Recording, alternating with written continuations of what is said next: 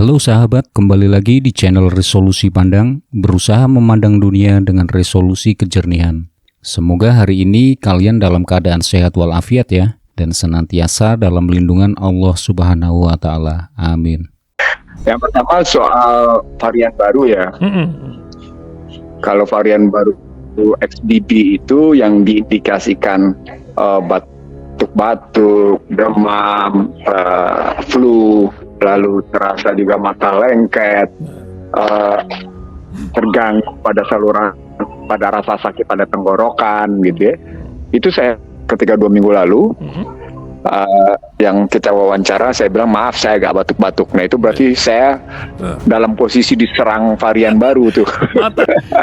Tapi obatnya gampang, obatnya mudah, lawan gitu, dilawan. Jadi jangan diikuti. Kalau pergi ke dokter kita pasti sudah langsung kena macam-macam, karena batuknya itu sampai dengan batuk keras sekali, sampai batuknya itu betul-betul batuk keras sekali gitu. Luar biasa batuknya gitu. Itu tadi jadi gitu, dan obatnya juga tidak perlu juga obat ngikutin obat barat gitu. Karena pabrik obatnya juga kan sudah terkena badai juga sih kan, Bang. Iya, terkena badai pada tanggal 19 kemarin di North Carolina Rock Mountain, itu Pfizer itu diajar habis oleh tornado, dan itu yang saya viralkan juga kan kemarin gitu. Jadi itu kalau varian baru itu benar. Itu artinya memang persiapan untuk menuju 2024 yang saya bilang lebih mematikan itu mereka lakukan.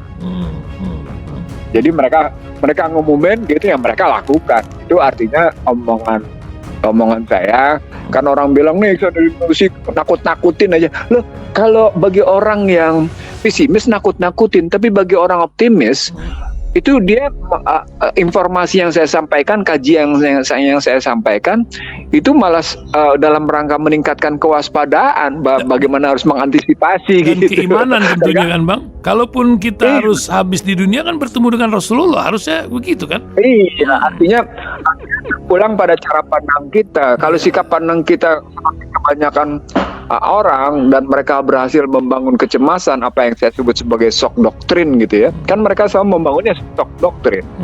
Dengan Anda ketakutan pada COVID, maka Anda membeli vaksin. Padahal vaksinnya nggak melindungi, gimana tuh? Yes. Itu kalau itu soal itu gitu ya. Jadi artinya Allah tuh selalu memberi jalan kok. Saya selalu mengatakan pada diri saya dan kepada masjid-masjid yang biasa mengundang saya gitu, Allah selalu memberi jalan kok. Tidak mungkin Allah tuh menciptakan segala sesuatu berimbangan dengan takaran dan timbangan, dengan ukuran, dengan nilai-nilai segala macam, itu kelihatan sekali. Makanya pembuka dakwah saya selalu bisa Allahu fatiris samawati wal ard khalaqal insana fi ahsani taqwim. Selalu saya nyebut gitu Ar-Rahman Al-Quran. Jadi artinya baca Al-Quran dengan baik gitu, dan di situ kita dapat petunjuk bagaimana seharusnya. Kalau saya, jadi cara berpikirnya begitu dulu. Ketika kita bilang Al-Quran sebagai petunjuk, tapi kita nggak pernah baca, kayak kita nggak pernah buka dengan baik, repot dong. Kan saya bilang bukanya sehari walaupun 1 ayat, buka aja nggak apa-apa, walaupun 1 ayat nggak apa-apa, buka aja walaupun 1 ayat. Oh ini apa ya, maunya ya kemana ya, larinya ya, gitu mikirnya paling tidak. Jadi bukan cuma sekedar membaca, tapi mentadaburi. Itu soal itu. Jadi cara pandang kita menentukan sekali apakah kita menjadi orang yang pesimistik atau kita justru orang yang optimis menghadapi ke depan. Al-Quran mengajarkan cara pandang kita adalah cara pandang optimis, bukan cara pandang pesimis. Nah itu dalam kerangka COVID yang sekarang varian barunya XBB 1.6 gitu. Nah kalau cerita negara gagal, ini. mereka multiple suitable standard. Bank Dunia itu, PBB dan Badan Kesehatan Dunia selalu multiple suitable standard. Yang nyuruh minjem siapa? Iya, betul. Yang maksain bunga siapa? Mereka. Yang netepin ukuran siapa?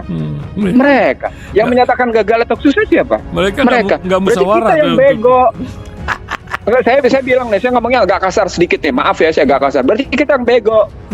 Ukuran kita pakai bajunya mesti ukuran 38, dikasih ukuran 40 atau 38 kita pakai. Padahal kedombrongan, nggak karu-karuan. Jadi kita orang yang megalomanian. Itu cara-cara berpikir gitu-gitu loh. Maksud saya kan ketika kita ke dalam, kita mesti pakai standar ISO, kita mesti pakai standar ini, kita mesti pakai sekarang mereka naikkan kan ke standar lingkungan. Global climate change dengan ukuran karbon segini, temperatur mesti turun dalam jangka waktu sekian. Ini kan problematik yang mereka sebarkan ke seluruh dunia dengan posisi apa yang disebut dengan shock doctrine, kecemasan. Nah, ketika masuk ke dalam ukuran negara gagal sistemik, sebulan lalu saya mencoba menakar apa yang disebut dengan failure state. Failure state ini dibikin oleh satu lembaga gitu ya, ukuran negara-negara gagal secara sistemik. Itu bukan cuma sekedar ukuran soal kesehatan, pendidikan terhadap biaya bunga, bukan cuma itu. Negara gagal itu negara yang gagal melaksanakan perintah amanat konstitusinya. Negara yang gagal menjalankan visinya, itu negara gagal. Nggak usah pakai ukuran orang. Kita punya visi sendiri. Visi kita adalah berbebas, merdeka, berdaulat, adil, makmur. Pulang ya. Ini saya berharap seluruh petinggi ini ngomong nih, denger nih omongan ini. Karena saya kemarin baru ngomong dengan ya beberapa pejabat penting di negeri ini, bahwa visi hidup kita, visi bernegara kita adalah bebas, merdeka, berdaulat, adil, makmur. Saya tanya nih, nggak usah masuk dulu ke misinya. Itu kita bebas nggak? Bebas. Saking bebasnya kita liberal, nggak karu-karuan. Berdaulat nggak? Nggak juga, karena yang namanya berdaulat itu kekuasaan tertinggi di tangan kita. Kekuasaan tertinggi di tangan kita sendiri nggak? Enggak. Merdeka nggak? Merdeka, tapi merdeka amburadul, nggak karu-karuan. Adil nggak? Enggak tuh, nggak adil. Makmur nggak? Enggak. Visi aja nggak tercapai, apalagi misi, kan gitu. Jadi nggak usah pakai ukuran-ukuran si Guterres deh, PBB yang apalagi terus kalau kita cara berpikir Sekjen PBB itu mesti kita relasikan dengan cara berpikir Bank Dunia, mesti kita relasikan dengan cara berpikirnya Badan Kesehatan Dunia, karena mereka mainnya ada di situ dalam rangka mendikte negara. Oke. Ketika mereka mengatakan negara gagal, Sekjen PBB menyatakan negara gagal sistemik adalah betapa yang namanya belanja bunga lebih tinggi daripada biaya kesehatan misalnya. Oke. Yang nyuruh-nyuruh belanja kesehatan itu kayak gitu siapa? Dan sekarang akhirnya semua negara tergantung pada alat kesehatan dengan farmasi dari mereka. Itu siapa? Yang suruh ngutang siapa? Kok mereka bisa tuh ngomong gagal sistemik? Logika apa yang mereka pakai? Kan itu artinya mereka sedang mendikte, mendominasi seluruh negara itu kayak gitu. Sama seperti ketika kemarin Manmohan Singh datang ke Washington, bicara tentang yang namanya Indo-Pacific Forum, tentang bagaimana pengamanan kawasan Asia, gitu ya, termasuk perdagangan dan bagaimana menghadapi situasi Selat Taiwan, Laut Cina Selatan, termasuk yang namanya bagaimana situasi terhadap yang namanya BRICS gitu. Manmohan Singh sih ngomongnya bagus bersama Biden, tapi si Menteri Energinya ngomongnya apa? Jangan pernah percaya pada Amerika dalam soal global climate change. Itu di luar loh, di luar Gedung Putih. Itu hebatnya India loh, dia bisa menunjukkan kayak gitu. Dia bisa menunjukkan kayak gitu. Dia bisa bernegosiasi di dalam Gedung Putih. Di luar, setelah keluar, si menteri energinya mengatakan kayak gitu. Anda pakai global climate change hanya untuk melawan yang namanya pesaing-pesaing Anda di bidang politik, ekonomi, dan militer katanya. Kan dahsyat kan? Jadi kita nggak percaya tuh sama global climate change. Tuh coba India tuh ngomong kayak gitu.